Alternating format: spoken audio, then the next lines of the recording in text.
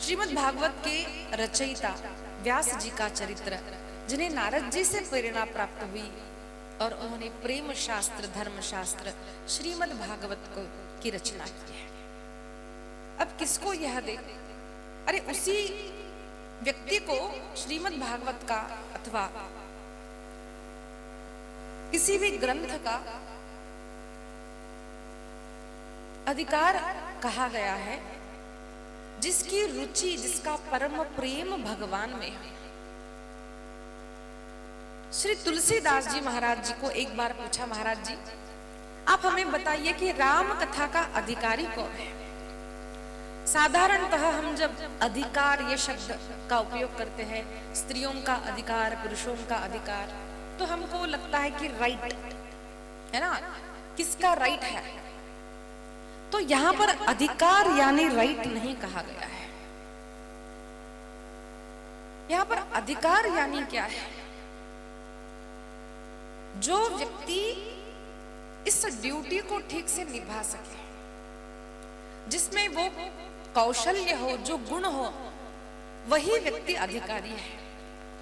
हमसे भी एक ने पूछा, कई लोग बोलते हैं कि स्त्रियों को कथा नहीं करनी चाहिए। ऐसा होता है कि स्त्रियों को करना है, पुरुषों को करना है, किसको करना चाहिए? कौन कथा का अधिकारी है? तो हमने जब रामचरितमानस पढ़ा तो हमें यह पंक्तियां प्राप्त हुई, जिससे हमें प्राप्त हुआ। हम अपने जीवन में वैयक्तिक हम अपनी बात बताते हैं। हम जब कुछ काम करना चाहते हैं, जैसे हमें हैदराबाद से बंगलोर जाना है और हम गाड़ी में बैठे हैं, अब बीच में हम कार में क्या करते हैं कि बीच बीच में देखते हैं कि माइलस्टोन आता है ना, रास्ते में साइड में लगा होता है, वो हमको बताता है बेंगलोर 250 किलोमीटर, बेंगलोर 230 किलोमीटर। तो हमको समझ में आ रहा है कि अब हम 30 किलोमीटर क्रॉस कर चुके, अभी इतना है, अच्छा हम आगे आ चुके। अब हमको समझ में आता है कि 230 किलोमीटर था, आगे चल के 245 किलोमीटर, तो समझ में आता है कि कुछ गड़बड़ी हो गई, हम पीछे आ रहे हैं। तो जिस प्रकार से हम वो देख करके ड्राइव करते हैं, आगे बढ़ते हैं, उसी प्रकार से हम जब जीवन में आगे बढ़े, कोई साधना करे, कोई भी काम करे, तो हमें भी ये देखना चाहिए कि हम सीधे रास्ते पर जा रहे हैं। बीच बीच में रुककर देखना चाहिए कि मैं ठीक मार्ग पर हूं या नहीं, मेरी सोच, मेरा विचार, मेरा जीवन ठीक मार्ग पर चल रहा है या नहीं।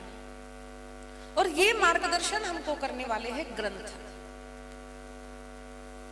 ग्रंथ हमको क्या करते हैं?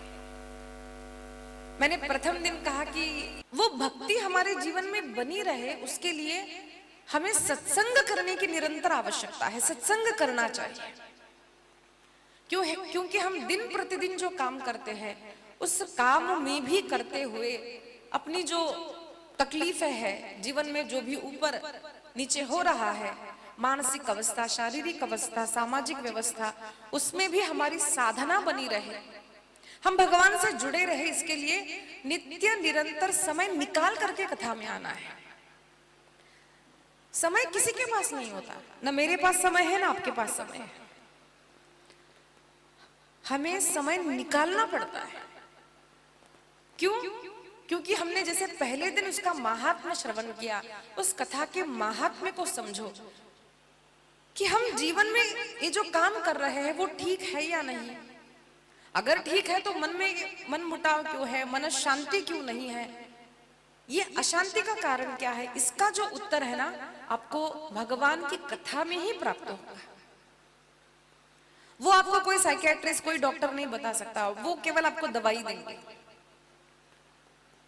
आपके मन में, जो हमारा मन समुद्र की तरह है, अथाह है, उसमें हमको डुबकी लगानी है कि मेरा मन कहाँ जा रहा है, क्यों मैं दुखी हूं।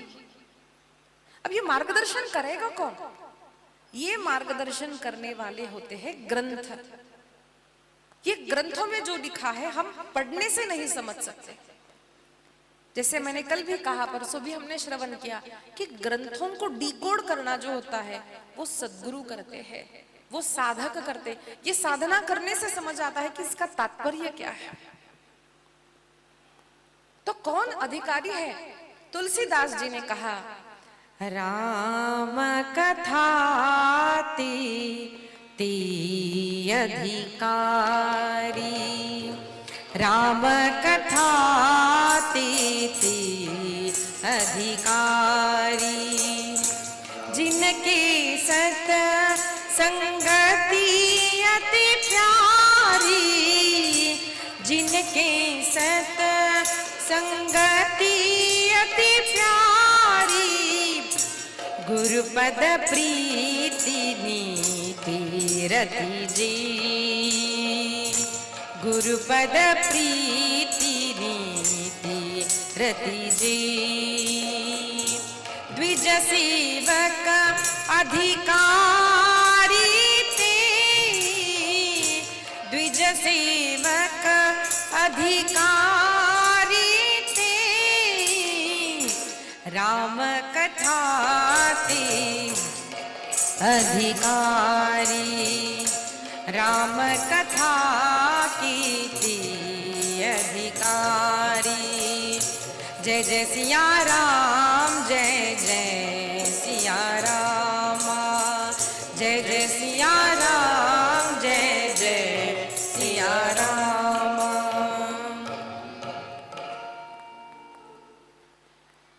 ये वाक्य हमको तुलसीदास जी के शब्दों में प्राप्त हुआ कि कौन अधिकारी है। हम भी सोच में पड़ गए, क्या स्त्री, वर्ण, जाति, विद्वत्ता, कौन अधिकारी होता है? अरे विद्वत्ता है लेकिन भगवान में प्रेम नहीं है तो उपयोग क्या है? कौन अधिकारी है?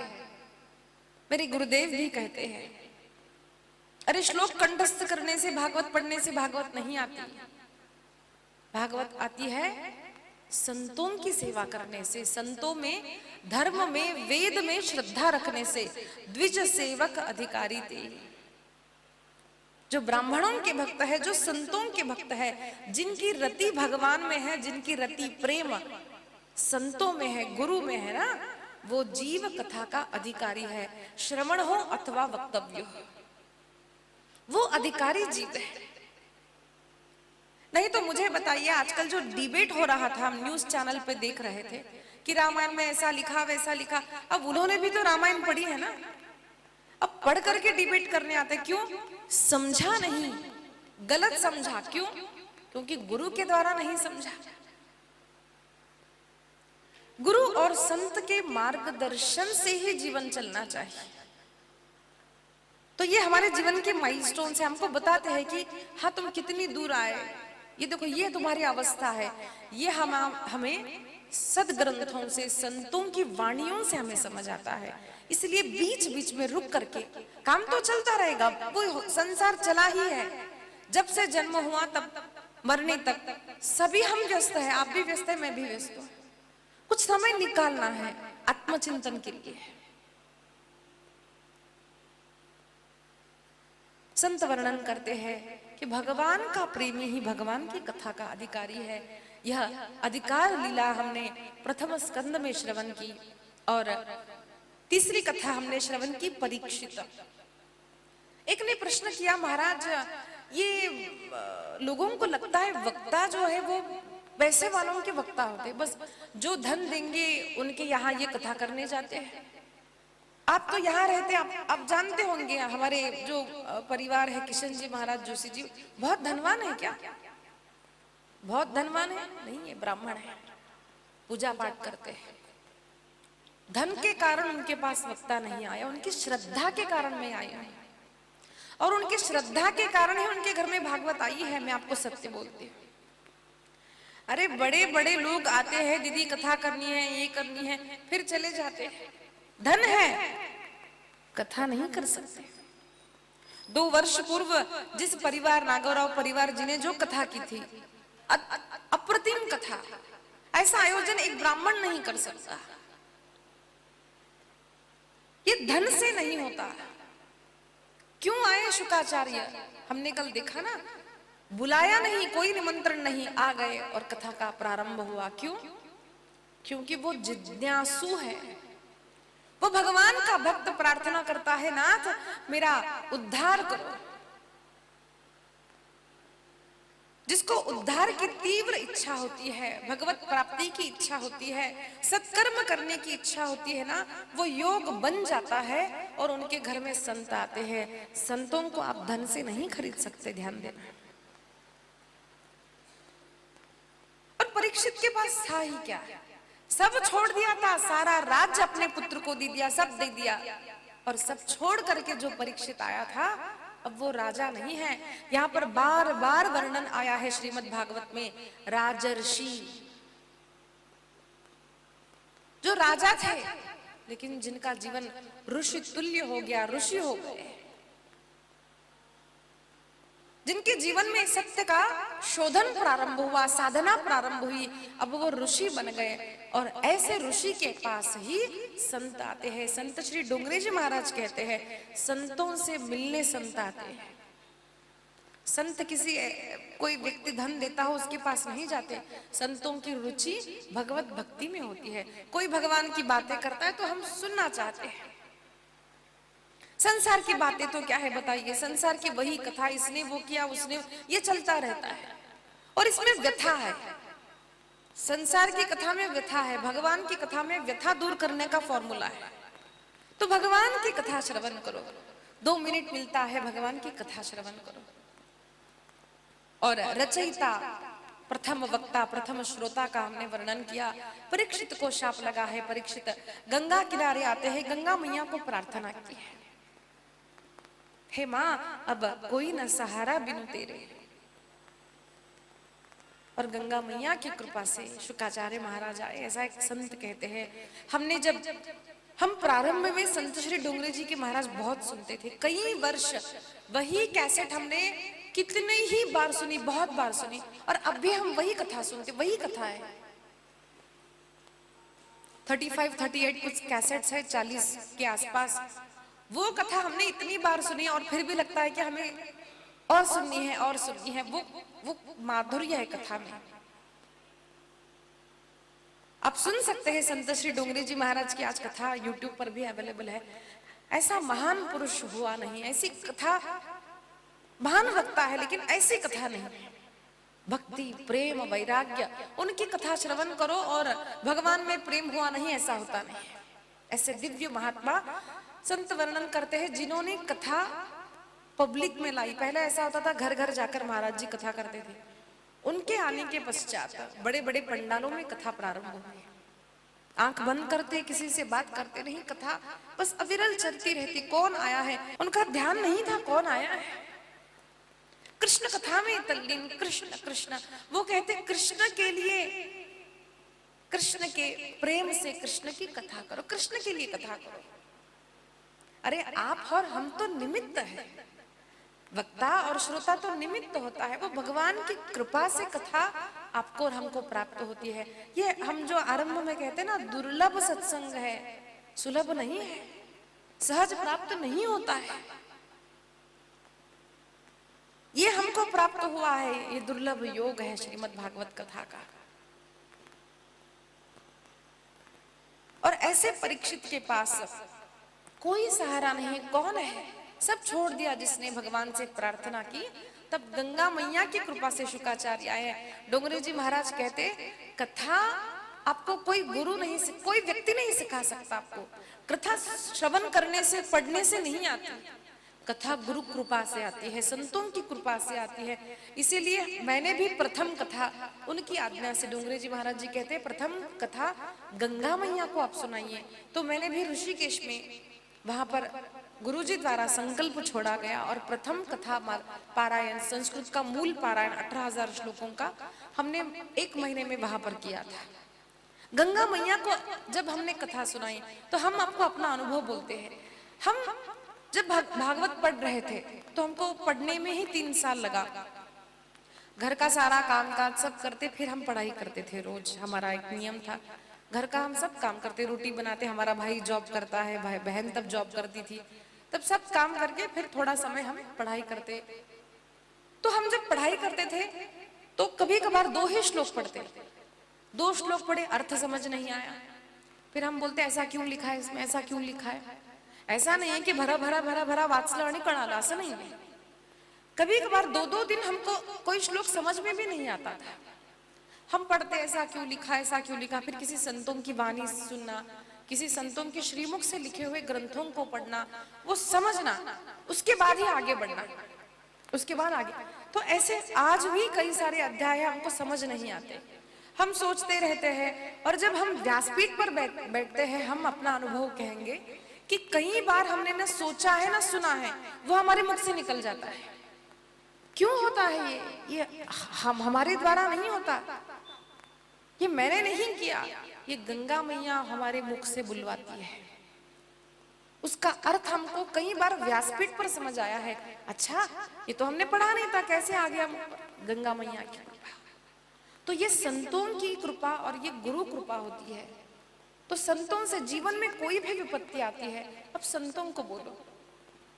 हम जाते हैं लोगों के पास, देखो ऐसा हुआ वैसा हुआ, लोग क्या करेंगे?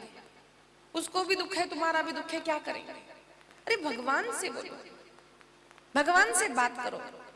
भगवान बात करते हैं। कई बार ये भी अनुभव आता है भागवत में कि कई लोग कुछ शंका लेकर आते हैं, बैठ जाते हैं, फिर कथा सुनने के बाद मुझसे बोलते, दीदी आज मेरे मन की शंका दूर हो गई।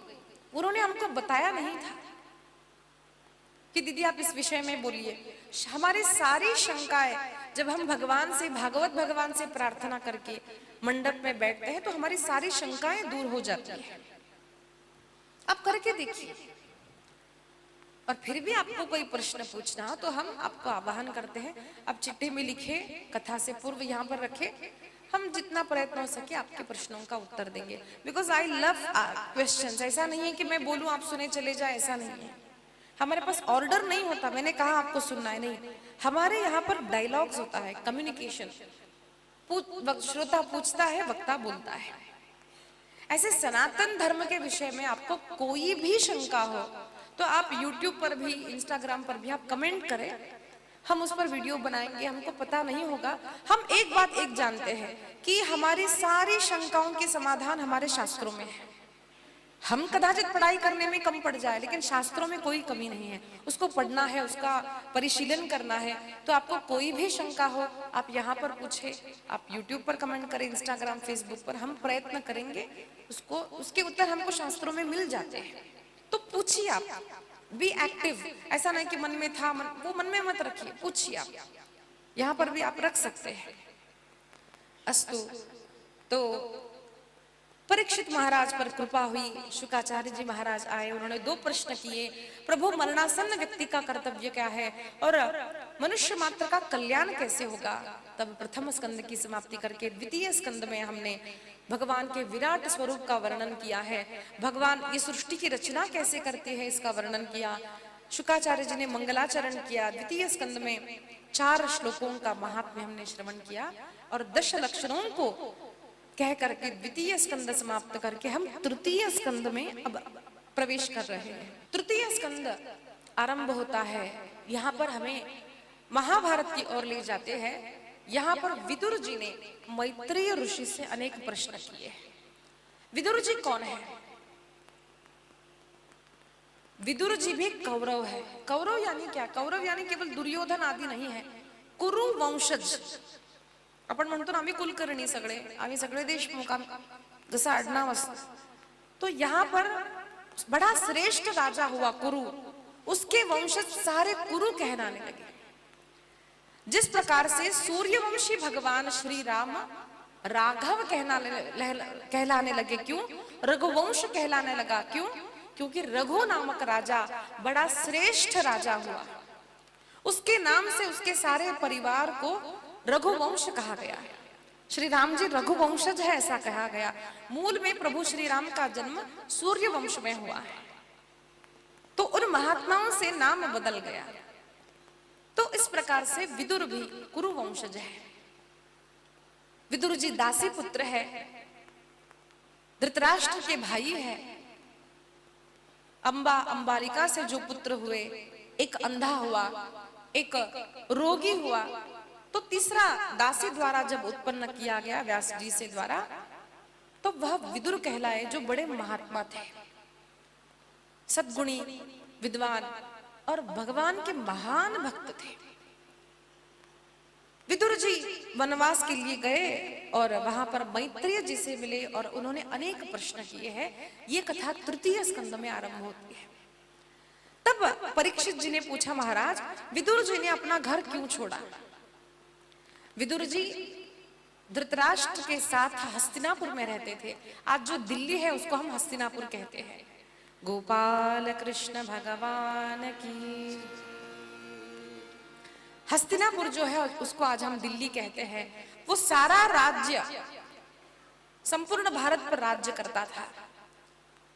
उसके राजा थे पांडु। लेकिन पांडु जब वनवास के लिए गए तो कुछ दिनों तक धृतराष्ट्र को राजगद्दी पर बिठाया गया। राजगद्दी पर बैठते ही उसे अपने राजगादी पर मोह हो गया और उसने सोचा मुझे क्यों नहीं, अरे मैं तो बड़ा पुत्र हूं। लेकिन धर्म के अनुसार जो अंधा है वो राज्य कैसे करेगा? राजा को चाहिए कि अपनी वो प्रजा को देखे समझे, तभी तो वो उनके प्रॉब्लम सॉल्यूशंस कर सकता है। अब जो अंधा है वो नहीं हो सकता। तो धर्म के अनुसार ही द्वितीय पुत्र पांडु को राज्य दिया गया। लेकिन इसके कारण धृतराष्ट्र में ईर्ष्या हुई, अरे ये तो मेरा है, मेरे पुत्रों को होना है। और दैववश प्रथम पुत्र यानी बड़ा पुत्र भी पांडु को ही हुआ, जिन्हें हम धर्मराज कहते हैं, जो धर्मराज के वंशज है, अंश है। द्वितीय पुत्र वायु का पुत्र भीम हुआ। फिर इंद्र का पुत्र अर्जुन और अश्विनी कुमारों के पुत्र नकुल और सहदेव। ये 5 पांडु के पुत्र होने के कारण पांडव कहलाए। वैसे ये भी कौरव ही है, पांडव कहलाए। और बाकी ये सारे धृतराष्ट्र के पुत्र दुर्योधन, दुशासन आदि 100 पुत्र हुए। ये सारे पुत्र अधर्मा थे, अधर्मी थे। क्यों? इनकी रुचि अपने बड़े भाई दुर्योधन में थी। दुर्योधन को भी लगता कि ये राज्य मुझे चाहिए। जब कालवश पांडु का निधन हो गया तब उनकी पत्नी कुंती अपने पुत्रों को लेकर अपने ही घर, हक का घर हस्तिनापुर अपने राज्य में जब आई तो उन 5 पांडवों से इन कौरवों ने वैर किया है। भीम को विष दिया, वारणावत में उन्हें मारने का प्रयास किया। अब जब बड़े हुए तो राज्य करना है, कामकाज करना है, तो चाचा जी से पूछा धृतराष्ट्र से, हमें अपना राज्य दे, तो राज्य नहीं दिया गया। एक बंजर भूमि दी गई, वहां पर भगवान की कृपा से सुंदर महल बना है। ऐसा महल बना था कि कौन सी जमीन है, कौन सा पानी है, समझ नहीं आ रहा था। बड़ा दिव्य भवन उन्होंने बनाया। अब वो भवन बनने के बाद भी दुर्योधन को ईर्ष्या हुई कि वो भवन मुझे मिलना चाहिए। फिर द्यूत हुआ। द्यूत में द्रौपदी का वस्त्रहरण करने का प्रयास किया, जिनका रक्ष भगवान कृष्ण ने किया है। उसके पश्चात 13 वर्ष तक पांडवों को वनवास प्राप्त हुआ। 13 वर्ष कोई भी भूल नहीं है और इन पांडवों को वनवास प्राप्त होना पड़ा। कोई सुविधा नहीं। वनवास में क्या होता है बताइए? कई ऋषियों को साथ ले गए। ऋषियों ने कहा, राजन हम आपके साथ आएंगे। उन्होंने कहा, हम आपको साथ नहीं ले जा सकते। तो ऋषियों ने कहा, देखो तुम धर्मात्मा हो, हम तुम्हारे साथ जाएंगे। ऋषियों ने अपनी इच्छा से, ये सब महाभारत में कथा आती है, उनके साथ गए। क्यों गए? उन्होंने कहा, हम आपको रोज अच्छी अच्छी कथाएं सुनाएंगे। देयर कम्स अ पीरियड, एक काल होता है सभी के जीवन में, इतना दुख आ जाता है, इतनी विपरीत परिस्थिति, स्त्री हो पुरुष हो जो भी हो आता है, और उस समय लगता है कि बस ये दुख झेलने से अच्छा है मैं मर जाऊं। ये काल सबके जीवन में आता है।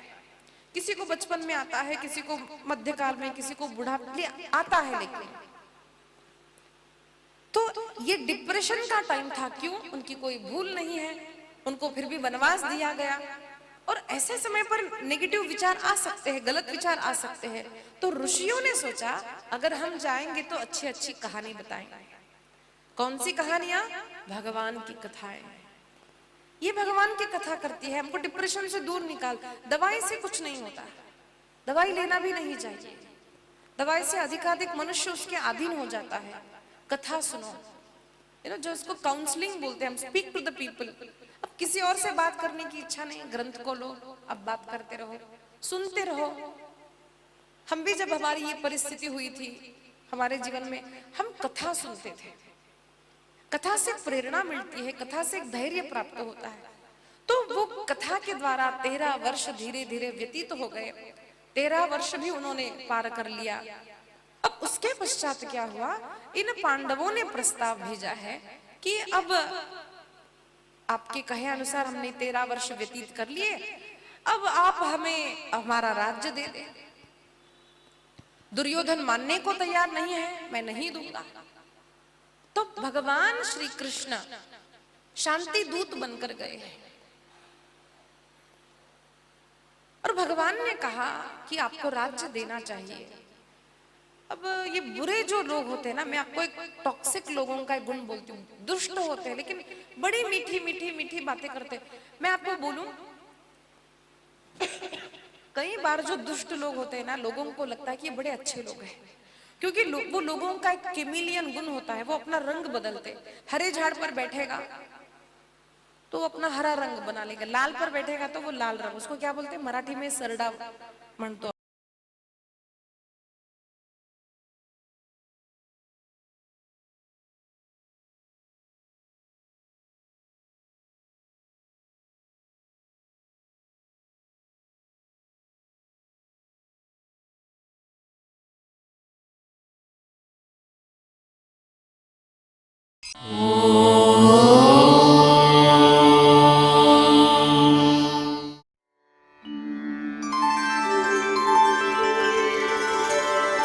विना व्यङ्कटेशं ननाथो ननाथः सदा व्यङ्कटेशं स्मरामि स्मरामि। हरे व्यङ्कटेश प्रसीद प्रसीद। प्रियं वेङ्कटेश प्रयच्छ प्रयच्छ।